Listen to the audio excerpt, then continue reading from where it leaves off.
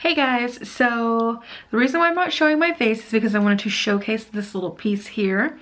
I'm doing a video for you today on how to achieve this, and yeah, so if you want to see how I got this zombie bite or skin infection little piece here, then just keep watching. Okay guys, so here I'm just going to show you the supplies that I used. First, I have these cotton rounds here. These are optional. If you want to use them, you can. If not, other options are napkin or Kleenex. These are probably what I'll end up using the most of. Also, I have here some cotton balls for some of the blood clots that I'm going to do. Also, you're going to need glue. You can use stick glue or you can use like Elmer's glue. Whatever glue works best for you. You're also going to need a skin color or your tone foundation and a sponge. These are also other sponges I'm going to be using to apply blood and all that kind of stuff. Here are some brushes that I will be using to apply some of the eyeshadow colors that I'll be using. Also, here's some fake blood and some horror flesh, stuff like that, just to kind of make this a little bit more gory. I'm just trying to get them separated right here. Sorry for that.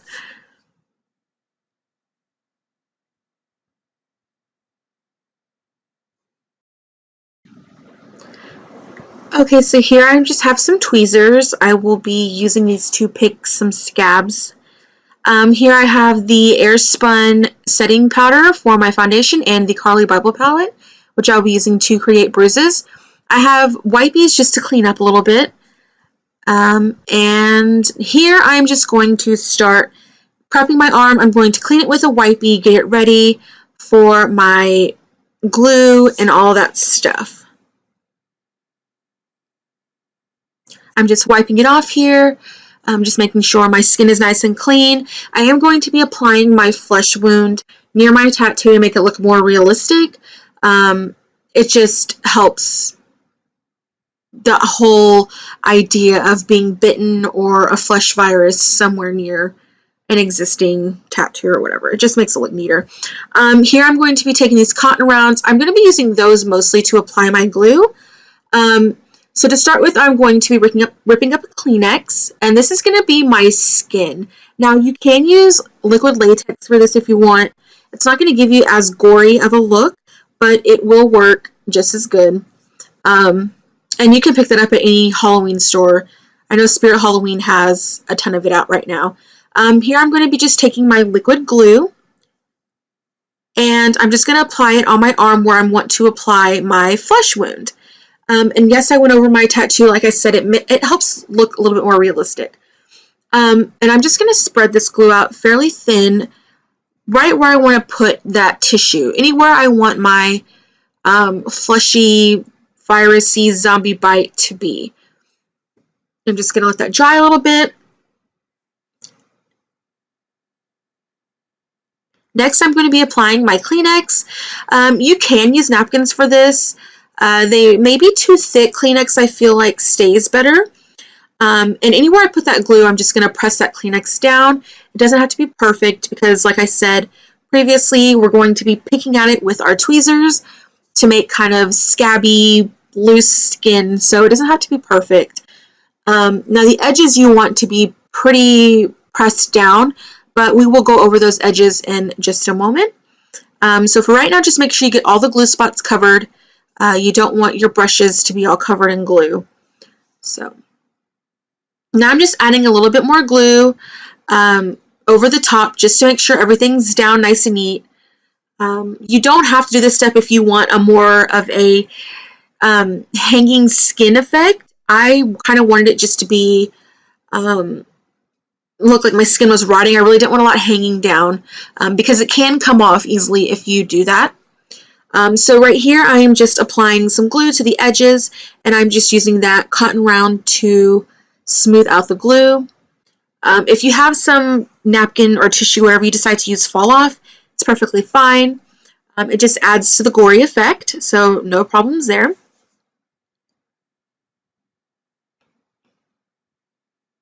Sorry for the pause here. I'm trying to figure out what I'm going to do next. So now I'm going to be taking a brush. I felt like this is easier than the cotton round. just for the edges. And why there was a little bug there, I don't know, but he got shooed away. So now I am smoothing out my edges just to make sure that this stays all night. I don't want it to be coming up. Sometimes after we go trick-or-treating, I don't personally still go trick-or-treating, but after our group of people and their children go trick-or-treating, we like to go to dinner, so I want this to stay. If you have any kind of event afterwards, you want this to stay. If you're going to a party, you want this to stay put. You don't want your technique to be shown.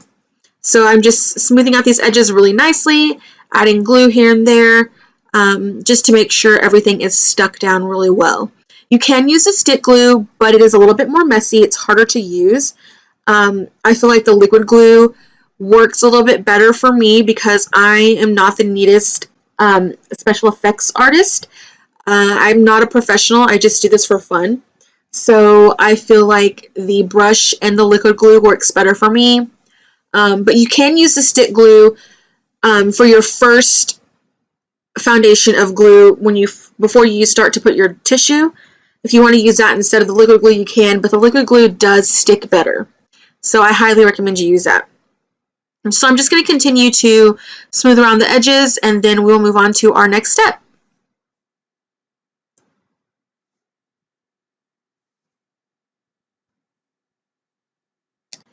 Okay, so right now I'm taking a wipey and I'm wiping off the excess glue that is around my arm. I don't want a whole bunch of glue everywhere.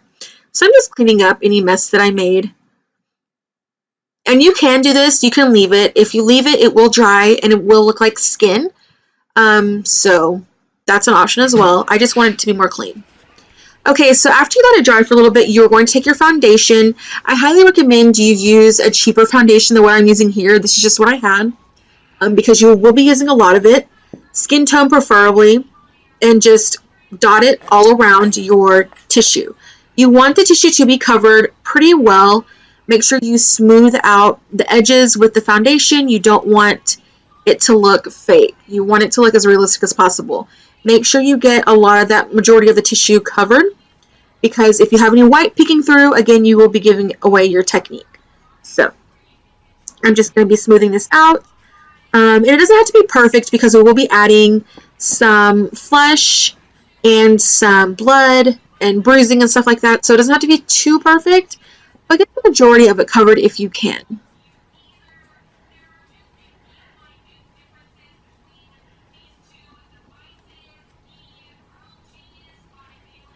After I have done this a few times, I have realized that using a sponge is a lot easier than stippling it on with a brush, because I can kind of pat it in there a little bit.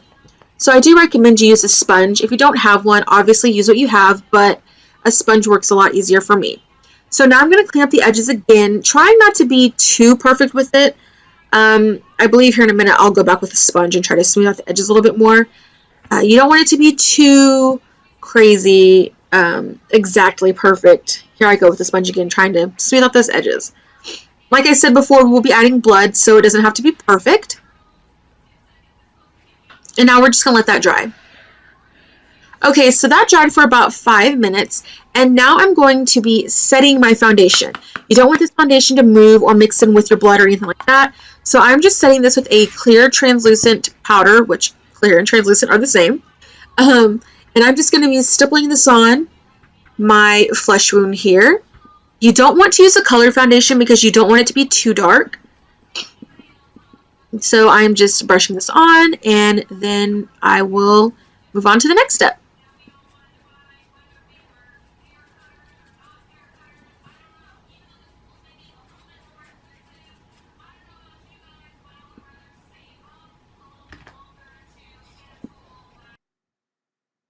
Okay, so after my setting powder has been applied, I am now going to add my horror flesh. If you've never used this stuff, it's pretty easy. Basically, it just looks like pussy, decaying flesh. It does dry, but it doesn't get super stiff. It kind of gets really gummy, but when you touch it, it's not wet or anything, so it's safe to wear after you do your Halloween business. You can wear it to dinner, you can wear it wherever. And I'm just gonna, there's no particular rhyme or reason to this. I'm just going to press this everywhere. I want my skin to look like it's decaying and it's just gross and gory. So I'm focusing on the outer portion of my wound, but I will apply some in the middle here in a minute.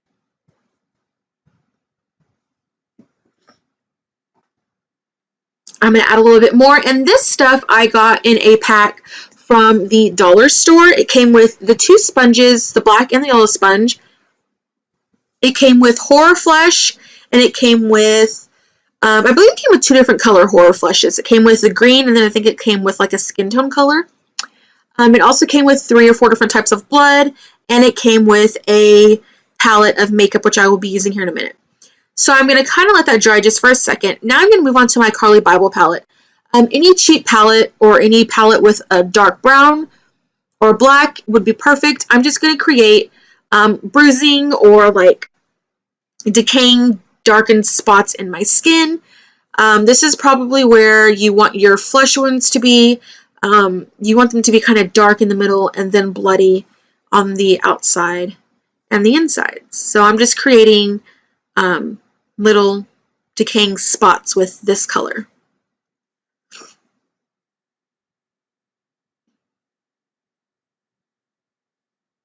And if all you have is a black shadow will work as well. Just use what you have on hand. This doesn't have to be crazy perfect. Most people go out at night, so you're really not going to be able to tell too much. If you use black or brown, it's not going to make that big of a difference. So I'm finished with that, and now I'll move on to the next step.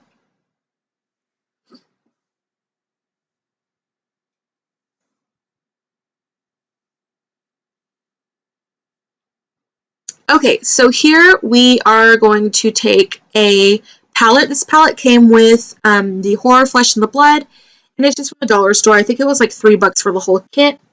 And this is a zombie kit.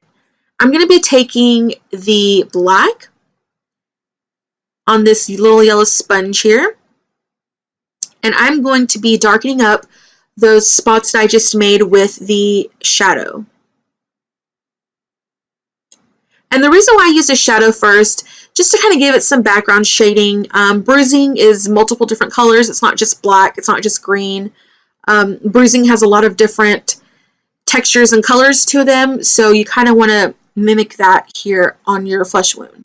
I'm also taking that black color around because obviously if you get bitten or if you have some kind of flesh-eating bacteria, you're going to have bruising all over your body. So now I'm taking some green to, again, add color to my bruising. You won't use the white too much in this look, but you will use the red, the green, and the black.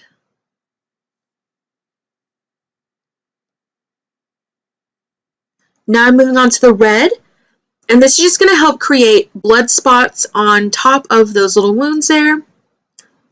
And we will be adding fake blood, so you don't have to get too crazy with the red, but add some here and there. That way you have that background shadow effect of the blood.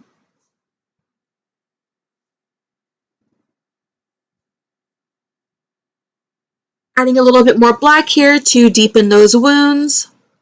And I'm just patting all over just to make sure everything's nicely covered.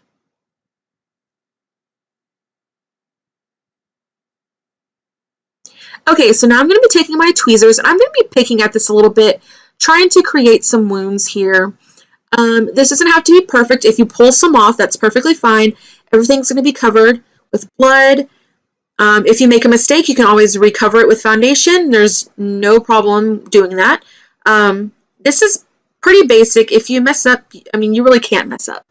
I've exposed some tissue right there, and I'm just going to pat that and cover it up. Pull some more up here. You want a little bit of hanging skin, not too much. Pat that again, make some of that white go away there.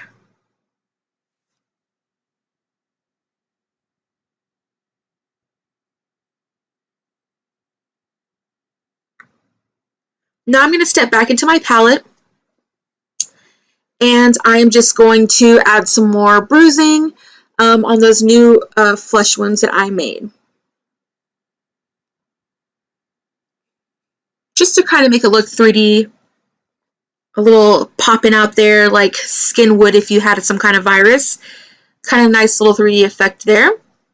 Next, I'm going to take some more horror flesh to top everything off before I add my blood. And I'm just going to take this on that yellow sponge again, just squeeze out a little bit. You don't have to use a lot of this stuff.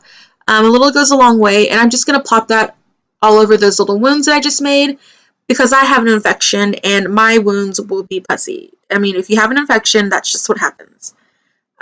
So this zombie really got me good.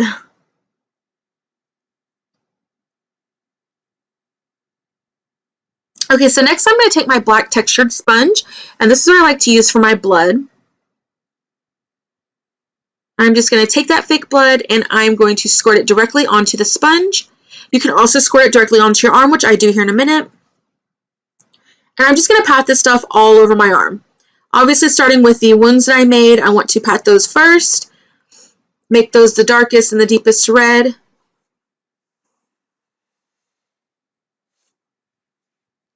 I'm going to add some blood all over my arm because obviously if you get attacked or you have any kind of skin disease that's bleeding like this, you're not going to just have blood in little bitty spots. It's going to be all over your arm, so you want to create that idea all over. Do some little scrape marks here. You want to kind of just go crazy with the blood.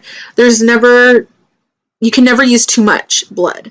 So now I'm going to take a little piece of cotton and I'm going to make me a blood clot.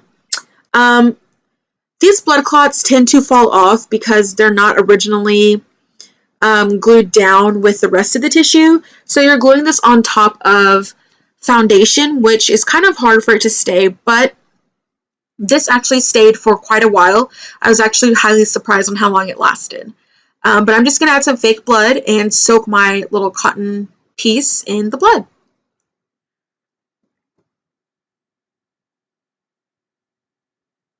Making sure I get everything covered. I don't want any of that cotton showing. I want the blood completely soaked up in the cotton ball. And now I'm just going to grab some glue.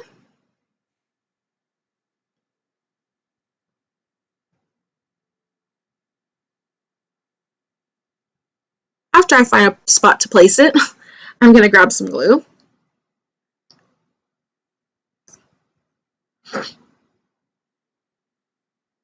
And I'm going to use the glue to lay down those edges a bit.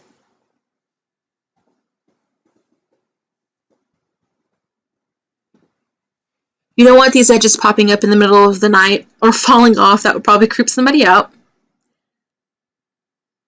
And now I'm going to add some more blood to that.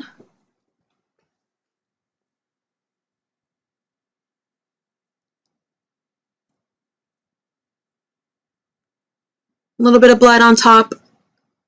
You can leave the blood like this if you wanted, or you can pat it out. This blood will dry a little bit, so it's not going to be too wet or it won't get anywhere. Now this blood does stain your skin. I do have a stain, so just keep that in mind. But after you do that, that's it. Everything is complete. This is your zombie bite mark. If you feel like you need to add a little bit more, you go ahead and do that. Some scrape marks there, some blood dripping down. I recommend you go up your arm if you want to make it look a little bit more authentic. Yeah, so that's pretty much it. And I hope you guys enjoyed.